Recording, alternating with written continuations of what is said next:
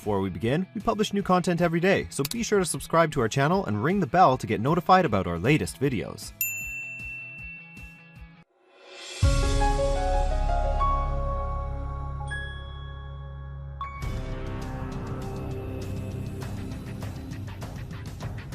Part 1. You'll hear a woman talking on the radio about sport aid. First, you have some time to look at questions 1 to 6.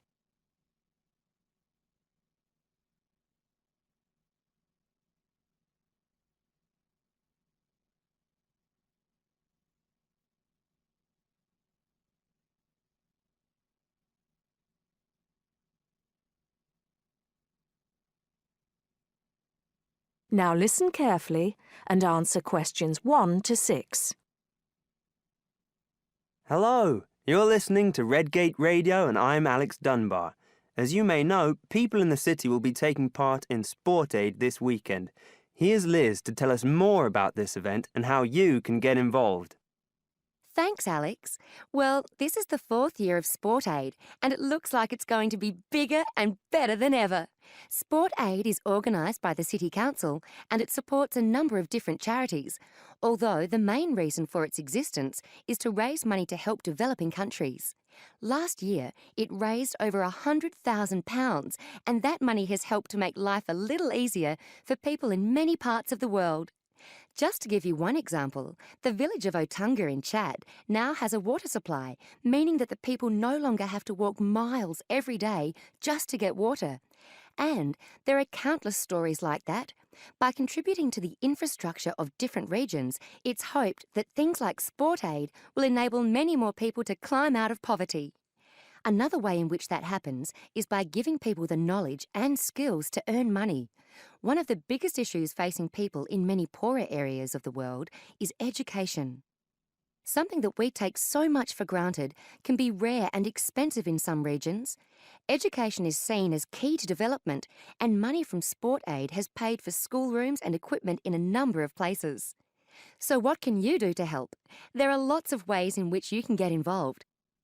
First of all, you can go down to the biggest attraction of the day, the Sport Aid charity football match. There will be thousands of people at City Stadium, and all the money raised from the sale of tickets goes to charity. There's much more going on than just a football match, of course. There will also be lots of entertainment for the whole family, including a fair, stalls selling all kinds of food, and even a chance to try out some sports you may not have tried before, like softball and volleyball. It's probably going to be a very active day, so it's best to make sure that everyone is in comfortable clothes before you go down there. It's always a fantastic day out, and it's a great way to show your support. Before you hear the rest of the talk, you have some time to look at questions 7 to 10.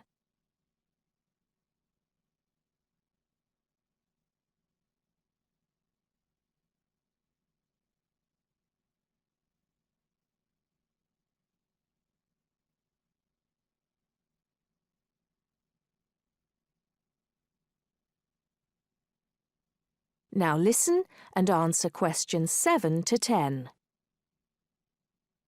But you're not restricted to being a spectator. Apart from the main event, there are a large number of smaller events taking place across the city. These range from fun runs around the park to games of cricket, and there's sure to be something happening in your area. Contact details are available for the people putting together each event, and you can get those from the council website. We'll be giving you the address for that at the end of the program. It's still not too late to organise your own event, as lots of people around the city are, although you'll have to get going on it now. First of all, do check that there isn't a similar event in your area, and then call the town hall to register your event. The local council needs to approve all events, and you'll stand more chance if you can come up with a sport that's new to some people, rather than just another game of football. Use your imagination, or try the internet to get some ideas. Try to come up with something that's going to get lots of people along, and which will raise money. You might not want to go for anything that turns out to be too costly though, since the council isn't able to supply bats or balls or anything else you need. but they will give you advice on finding a good location and might even be able to help you out with small prizes for winners, as well as making sure that everyone knows about your event by publicising it on the website and sending you an organiser's pack with lots more information. There are a couple more things you need to be aware of for your event. There aren't any age restrictions. Although, if you're under 18, you'll need to get an adult, such as a parent, to sign the forms for you and to handle any money raised. But you do need to live in the Red Gate area. You should also be prepared for anyone to turn up, since all events are public. That is the end of part 1. You now have half a minute to check your answers.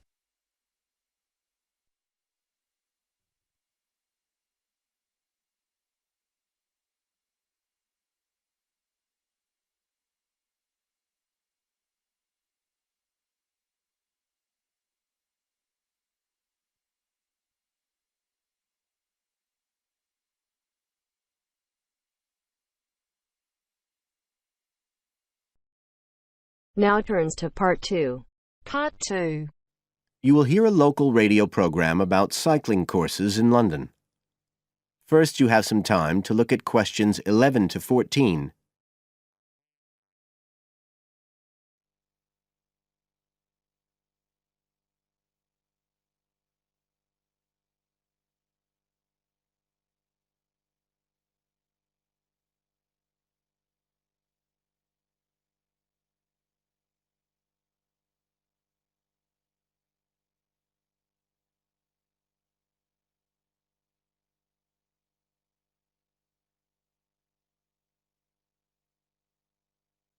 Now listen carefully and answer questions 11 to 14. There's been a great deal of interest lately in encouraging people to use bicycles instead of cars as a means of transport. But not everyone is confident about riding a bike at the best of times, let alone in the middle of a city like London. Jack Hayes is a professional trainer who works for a London-based company, City Cyclist, which provides cycle training for the public. What exactly does City Cyclist do, Jack? Well, our basic purpose is to promote cycling as a sustainable form of transport. We believe the best way to promote cycling is to teach people to use their bikes safely and with confidence. In European countries, people all learned from their parents, and they also learned in school. And when I tell them I teach people to ride bikes, they laugh. They think it's crazy. But here in London, it's completely different. You're approaching the point where a whole generation of people have grown up not being allowed by their parents to cycle because it was considered to be getting too dangerous. And so, in turn, they can't teach their children. We believe in realistic training. So if someone wants to use a bike regularly, say to get to work or school, we aim to train them by teaching them to ride on the actual roads they'll use, so they can develop the basic skills they need and build up their confidence that way. At City Cyclist, we believe cycling's for everyone, no matter what age or level of ability or mobility. We do complete beginners and also advanced courses. That's for urban cyclists who want to deal with things like riding in streets with complicated intersections and things like that. We don't promote the use of personal protective equipment for cyclists, and we endorse the policy of the European Cyclists Federation that parents should be allowed to make an informed choice as to whether or not their child wears a helmet. We believe the key to safe cycling is assertiveness, taking your place on the road. This has to be instilled right from the beginning. Assertive road positioning and behaviour is the key to safe cycling in congested urban environments. Some people are surprised that we don't promote the segregation of cyclists from motorised traffic, but we don't think that's practical in all urban environments. Instead, we teach people to use as much road space as they need to travel safely and effectively. You now have some time to look at questions 15 to 20.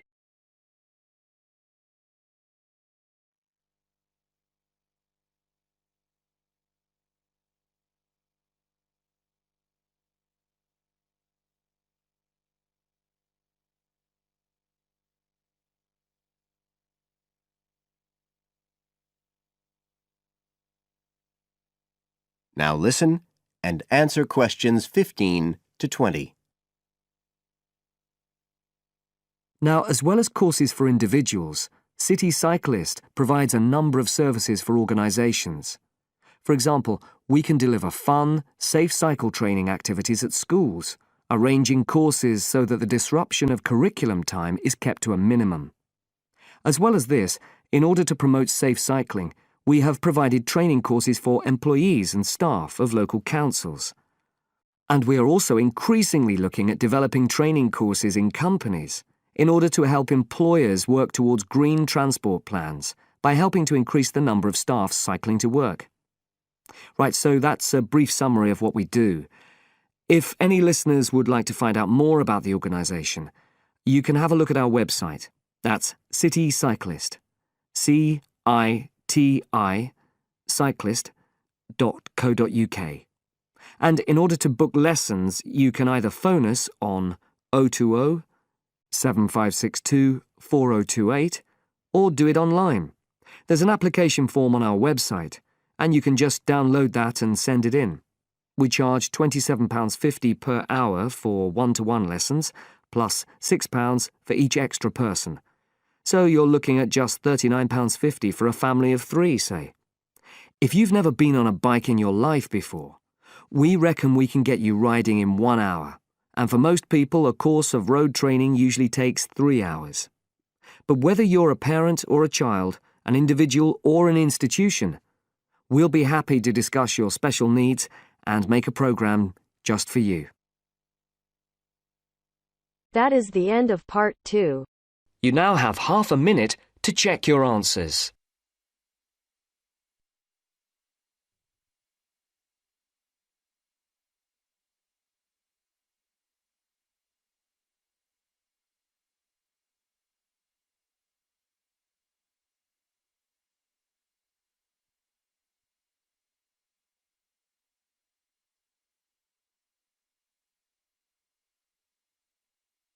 Now turns to part 3.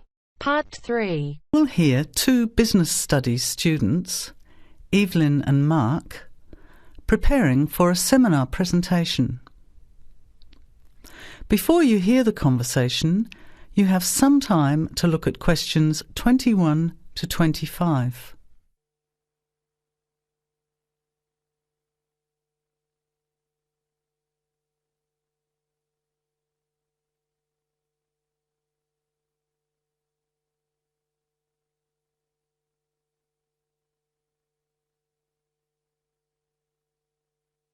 Well, I think the marketing of food would be a good topic. I read a very interesting article the other day about the Canadian food market. I suppose everybody's interested in food, even if it's trying not to eat. Why Canada?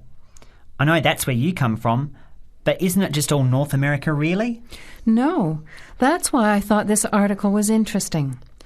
Although lots of U.S. companies are well established in Canada, and vice versa, there are still subtle differences between the two markets. It says here, the Canadian market is definitely not a northern clone of the U.S. I like that. And it says that if you understand these differences, it can have a big impact on successful food marketing. So I know that Canada has a big French-speaking population in Quebec. Is this what they're referring to? Not only French and English speakers, there are many different ethnic groups in Canada. It's really quite multicultural. For example, Toronto has large Asian and Italian populations, and Vancouver's got a large Asian population too. And because Canada's population is small, these groups make quite an impact, introducing new styles of cooking. So you can see lots of unfamiliar vegetables and things in the markets, and new restaurants are opening every day. It's great if you love trying out new foods, as many people do. Which kinds of food are becoming popular? Well, some Asian food, I'd say, has been popular for quite a while, like Chinese. But now, Southeast Asian restaurants are becoming very fashionable. Then there's Mediterranean, of course, such as Greek, Italian, and so on. But Caribbean and Mexican food is really taking off among young people these days.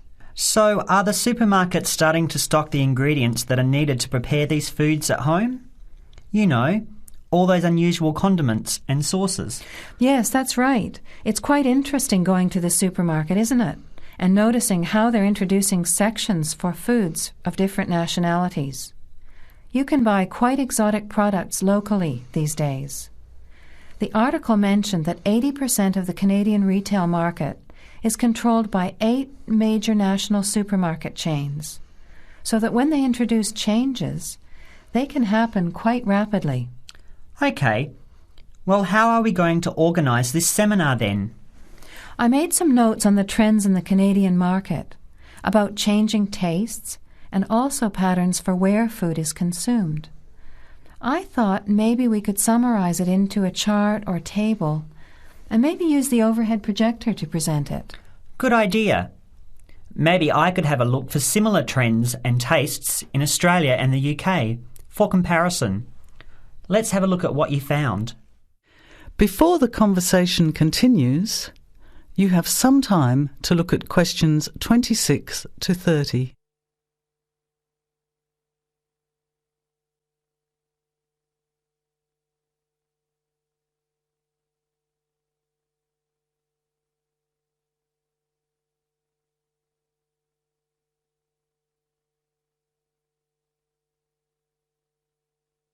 Now, as the conversation continues, answer questions 26 to 30.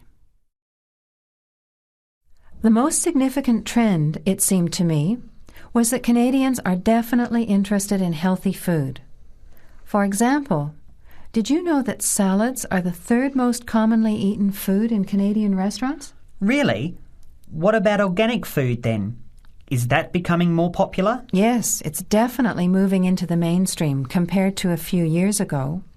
And a recent survey showed that 4 out of 5 shoppers said that they check the fat and nutritional information on the packet when they're deciding what to buy. What other trends did you find out? There's one change I noticed straight away when I was home last year in the meat department. You know, here the meat packaging says rump steak or 4-quarter chops and so on. Well, they discovered that most consumers these days didn't know what to do with these roasts and rounds and ribs. So the government approved a new naming system for cuts of meat, which is related to the required cooking technique. What a good idea. I've never really understood the difference between sirloin, rump, round and all those names. So how many new categories are there? 8. There are 3 kinds of steak, for grilling, for marinating, and for simmering. And then there's what they call quick-serve beef, for stir-fries, I suppose. And premium oven roast, pot roast, and stewing beef. It's a great idea, isn't it? I hope it catches on here. I agree. Any other trends that you thought were significant? Well, what's really interesting is what the article called mobile meals. In other words, more and more Canadians are eating meals away from home, but not just eating more junk food. They're projecting a 40% increase in snack food sales over the next 3 years, and the growth is coming from healthy snacks. You know, the ones that have less cholesterol and fat, such as muesli bars, health food bars, and those types of products. Apparently, in the food marketing jargon, they're called nutritious portable foods, which means healthy snacks.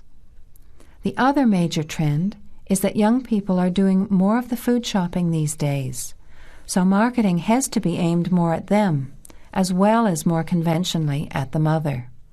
Thanks, Evelyn. I think we'll have an interesting discussion about these trends and the comparisons with other English-speaking countries. I'll see if I can get some information about them to compare with yours and meet you on Friday to put it together. See you then. Bye. That is the end of part 3. You now have half a minute to check your answers.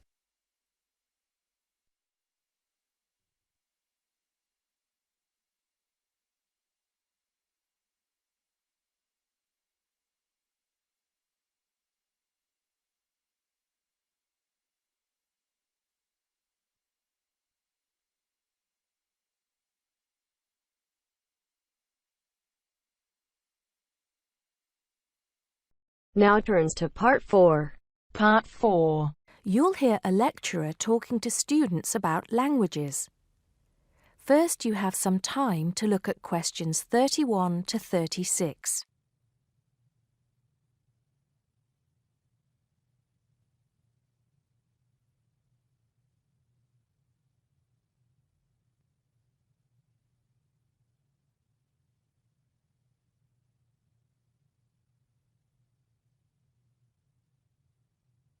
Now listen carefully and answer questions 31 to 36.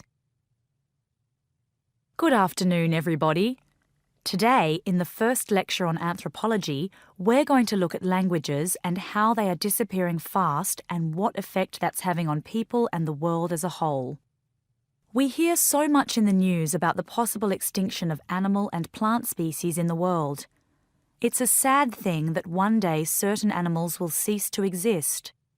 But how many of you are aware that the world's languages are facing a similar threat? Believe it or not, there are currently more than 6,000 languages spoken in the world today, but experts believe that by the end of this century, this number will be reduced to half. And as each language dies, the culture and specialized knowledge of a community dies with it. The unique knowledge of the environment, local wildlife, plants, animals, and ecosystems, not to mention the cultural traditions of the people themselves, will become lost forever. In essence, each language is not just spoken or written words strung together. Language has the power to hold the entire history of a people. Approximately one language dies every 2 weeks. This is an unprecedented situation. Never before in history has there been this rate of rapid decline. Most human languages are spoken by relatively very few people. Let's put this into perspective. The Ethnologue, the leading authority on the world's languages, has put together a list of every living language known to man. There are over 6,500, of which 6,000 have available population figures. Now, 109 million people speak just 10 of these languages, and they are the major languages of the world. At the opposite end of the scale, there are minority languages which are only spoken by a few people, and that's what this chart is illustrating. The number of languages is represented on the vertical axis, and the total number of languages that make up this group is an astounding 1,619. For each of these smaller language groups, the population range of speakers goes from 1 to 999. Even more incredible is the fact that out of these small languages, over 200 of them have a speaker population ranging from just 1 to 9. Imagine only 9 people speaking your language in the whole world, or even only 1 or 2 people. Now, let's think geographically. In total, there are 516 languages that are nearly extinct, where only a few members of the older generation survive. When they die, the language will die with them, lost forever. The majority of nearly extinct languages come from the Pacific and the Americas, making up 74%, followed by Asia at 15%. Europe has the smallest percentage of languages that are nearly extinct, only 2%. Before you hear the rest of the talk, you have some time to look at questions 37 to 40.